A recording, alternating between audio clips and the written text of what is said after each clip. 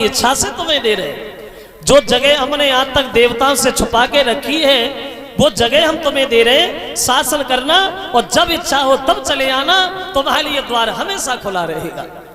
और इंद्र को इशारा दिया, इंद्रदेव हमारे बच्चे को ऐरावत हाथी पे बिठाल करके इसके घर तक छोड़ के आ। देखिए कहां ध्रुव एक दिन पैदल पैदल भाग के गए थे, आज ऐरावत हाथी बैठ के जा रहा है। और भगवान की थोड़ी सी निगाह हो जाए जीवन में फिर क्या है, फिर तो आनंद ही आनंद है। और जो घमंड से चकनाचूर हैं वो भगवान से बहुत दूर हैं, क्योंकि अपनी आदत से मजबूर है। चले ध्रुव हाथी बैठ, तो गांव के लोग बोले चलो ध्रुव आ ही रहे तो भगवान के दर्शन न हुए तो किया, चलो भगवान के भक्त के तो दर्शन हो ही जाए।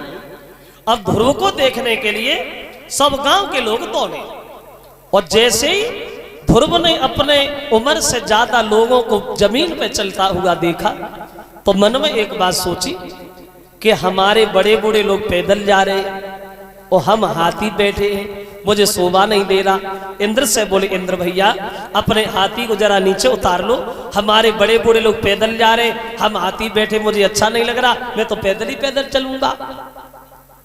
अब देखो एक जरा सा बच्चा और कितना बड़ा श्रेष्ठाचार के हमारे बड़े बूढ़े लोग पैदल जा रहे, हम हाथी बैठे, मुझे शोभा नहीं दे रहा। लेकिन कभी कभी सोच लेता हूं हे कलिग महाराज, तुम्हारे शासन से ये श्रेष्ठाचार किधर चला गया। अब तो बड़े बूढ़े का सम्मान करना बहुत अलग बात, कोई नया नौजवान लड़का अपनी तरफ से किसी बड़े बूढ़े से राम राम भी नहीं करते। राम राम क्यों करे, राम राम करते तो ना कहीं कटी जात, काय को राम राम करे। और कोई बड़ो बूढ़ो शर्म की सौदा अपनी तरफ से राम राम करी ले तो राम राम तो कहू ना ले तो चक्को चलता कच लगन लगे, ताकि डर की वजह से राम राम कर रहे हैं। और अब तो पढ़े लिखे लोग हैं, राम राम सीताराम कोई करता ही नहीं। अब पढ़े लिखे लोग हैं, शिक्षित समाज है, पढ़ी लिखी भाषा टाटा बाय बाय आया है, अब वो हो रहा है। अब आप खुद अंदाज लगाना, पहले से और अब तक इतना अंतर आ गया। पहले जब लोग किसी के पैर छुआ करते थे तो अपना सर दूसरे के पैरों पर रख दिया करते थे, तब वो पैर छुए माने जाते थे, अपना सर दूसरे के पैरों। फिर कुछ समझदार ने सोचा कहां अपना सर दूसरे के पैरों पर रखो, कोई नया तरीका ढूंढो। फिर हाथों से पैर छूने लगे, पैरों से हाथ लगाए और माथे से लगा लिए। अभी तक तो ये नियम चला, और अब आए के सपा समझदार हो गए। और तो पैर छुए को नंबर नहीं याद, और होली दिवाली को नंबर वायु जाए तो पान लो कोई पहुंचतू ना, पर ये लो पहुंच गए तो ठीक हो, छाती से लगा ले वो छुए गए। जे पैर थोड़ी छुआ, एक इशारो दे, अगर हमारी जो छाती में दम बनी रही तो तुम्हारी जो परियां जरूर ठो रहे हैं।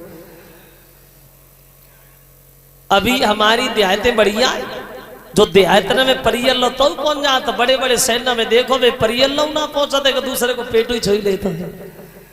क्या करें, जमाना बदल गया। पहले हमारे बड़े बड़े लोग जब अपने बच्चों के नाम रखते थे तो ऐसे नाम रखते थे जो अपने बच्चे को बुलाते समय भगवान का नाम भी मुंह में आए। कितने समझदार थे जो अपने बच्चे को बुला तो भगवान का नाम भी मुंह से निकले। राधे श्याम, घन श्याम, सीताराम, उमा शंकर, कृपा शंकर, पहले से नाम रखे जाते थे। अब इतने पढ़े लिखे लोग हो गए, इतने लंबे लंबे नाम कोई नहीं रखता, छोटे छोटे नाम है, चिंटू, पिंटू, शैम्पू। अब जे नाम जो देहातों में बच्चों के नाम है वो शहरों में कुत्ता कुतिया के नाम। तो हंस रहे हम, सही कह रहे हैं। जो लोग देहातों में अपने बच्चों के नाम रखते हैं वो शहरों में कुत्ता कुतीना के नाम रखे जाते हैं। इतना बदल गया आदमी।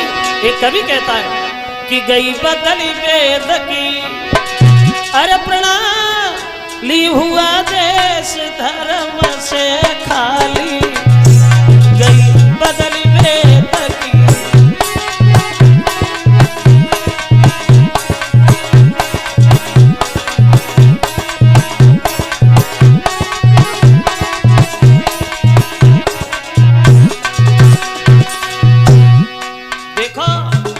पहले भी अम्मी अंतर देखो, पहले उत्सव जब होता था भज के बहने बुला ली। पहले जब लोग घर में कोई अच्छा काम करते थे तो सबसे पहले अपनी बहन और भांजी को बुलाते थे।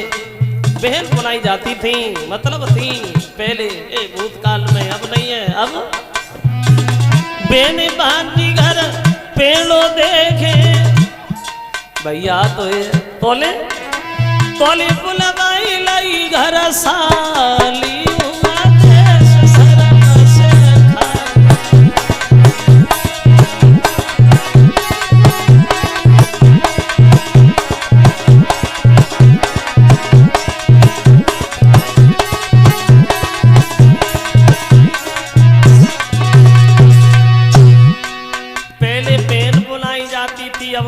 साली बुलाई जाती है। चलो कोई तो बुलाई लिया जाता है। दूसरी बात, द्वापर में श्री कृष्ण राज्य में बही दूध की नाली। द्वापर युग में भगवान कन्हैया के राज्य में, हमारे हिंदुस्तान में दूध की नदियां बही गई और कलिग में दूध के दर्शन ही नहीं है। बाल बच्चा करे रोवत पड़े तो वे पड़े, उन्हें भैंस निकालना है पावे लैके न पहले से ही खले हैं। अभी हमारी देहातें बढ़िया हैं जो देहात में भैंसें दूध देती हैं। शहर में देखो आदमी दूध देता है घर घर। अब उन्हीं के बंश के पीर और चाय की भरी भरी प्याली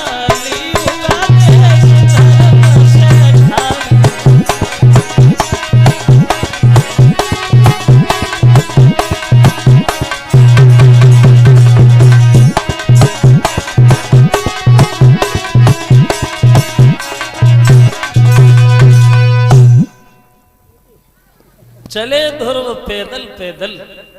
तो सबसे पहले ध्रुव जो थे ये अपनी मौसी के पास चले गांव की तरफ। तो गांव के लोग बोले बेटा इधर गांव में कहां जा रहे, तुम्हारी माँ तो खेतों पे रहती, गांव में कहां जाओगे। तो ध्रुव कहने लगे हमें मौसी से पहले मिलना है, मौसी से हमें पहले काम। और उधर ये खबर मौसी को मिली कि ध्रुव तपस्या करके आ रहा है। तो बड़ा लज्जित वही मन में सोचे लगी परमात्मा अब मैं ध्रुव को मुंह कैसे दिखाऊंगा, अब मैं ध्रुव के सामने कैसे जाऊंगी। उस दिन मैंने ध्रुव से बड़ा गलत कह दिया, अब मैं क्या करूं। दासी से बोली दासी जहर ही ले आ, खाए ले मरी जाए। तो दासी बोली अब तू जहर मंगा रही है। तब जेवना सोची कि वो मरेगो के जिंदा रहेगा। और बोली पहले ध्रुव को तूने मारो, बोली पहले ध्रुव को तूने मारो, वो अब पछताई रही है। वो छुटने ना पाए कालो चितू का छुटाई रही।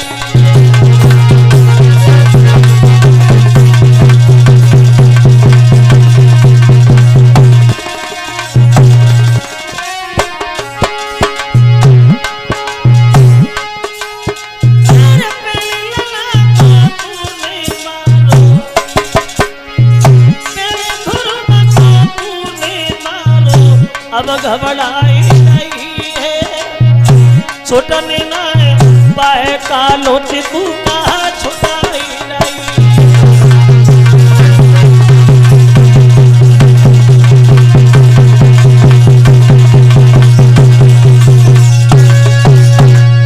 ध्रुव चले मौसी के पास। तो मौसी ने शर्म के कारण अपने किवाड़ बंद कर लिए, मैं ध्रुव के सामने नहीं जाऊंगी। और जब किवाड़ बंद किए तो ध्रुव दरवाजे पे खड़े होके किवाड़ खटखटाने लगे, मौसी किवाड़ खोलो किवाड़ खोलो। लेकिन मौसी किवाड़ नहीं खोल रही है। तो ध्रुव आवाज लगाने लगे मैया किवाड़ खोल, कि बात दरवाजा खोलो ओ आईला तेरो साथे लोला।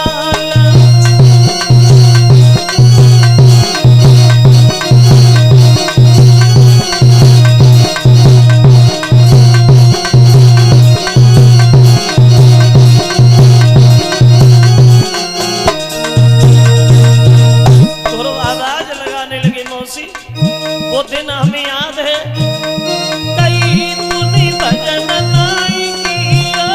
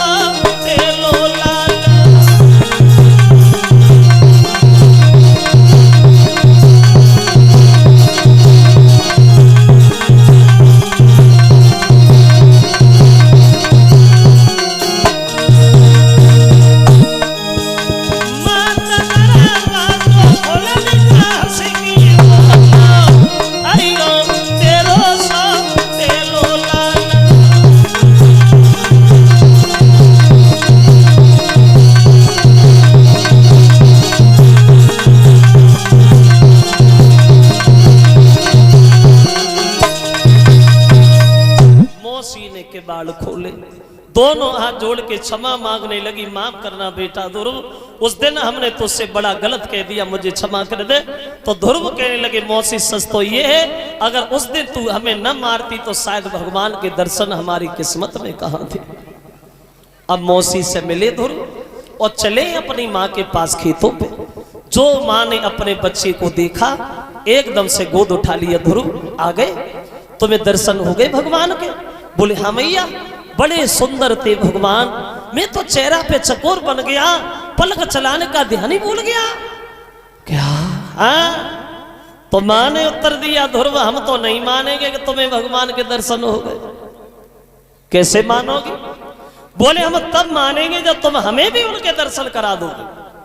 देखो कितनी समझदार थी माँ, जानती थी अगर भगवान को हम बुलाएंगे तो भगवान नहीं आएंगे, लेकिन हमारे बच्चे के बंधन में है भगवान, तो बच्चे की खातिर हमें भी दर्शन हो जाए। तो ध्रुव बोले भैया ये कौन सी बड़ी बात है, अभी मैं दर्शन करा रहा हूं। भगवान का ध्यान किया, सोई चतुर्भुजी भगवान रे के बन के सम्मुख ठाड़े, सच पंज रंज छोड़ के प्रेम बढ़ गए गाले। आ गई भगवान, सबको दर्शन देते हैं।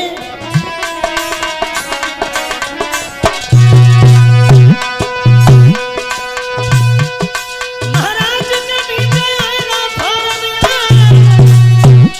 और धन्य धन्य है बेटी हमसे मांग ले वरदान, तू कर ले भजन भगवान का नुकसान नहीं होगा, प्यार से मुलाकात को हैरान नहीं होगा, भजन भगवान का नुकसान नहीं होगा।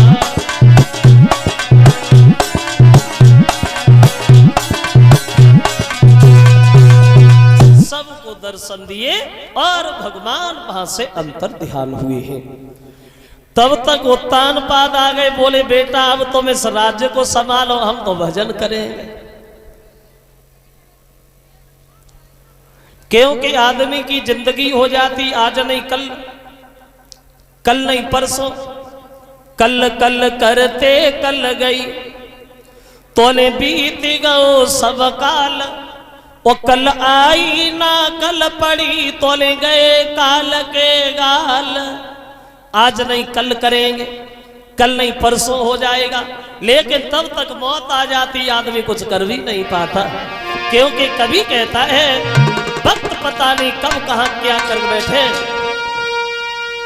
आता है अपनी बात से,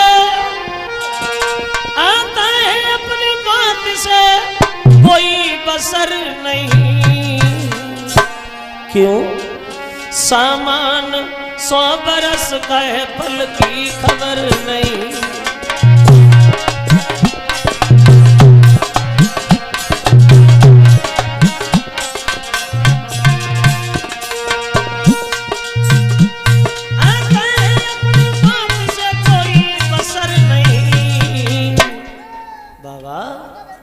सामान 100 बरस का है पल की खबर नहीं।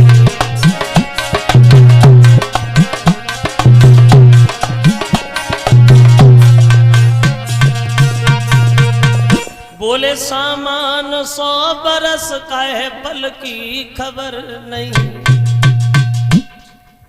काल करे सो आज कर, ओ आज करे सो अब।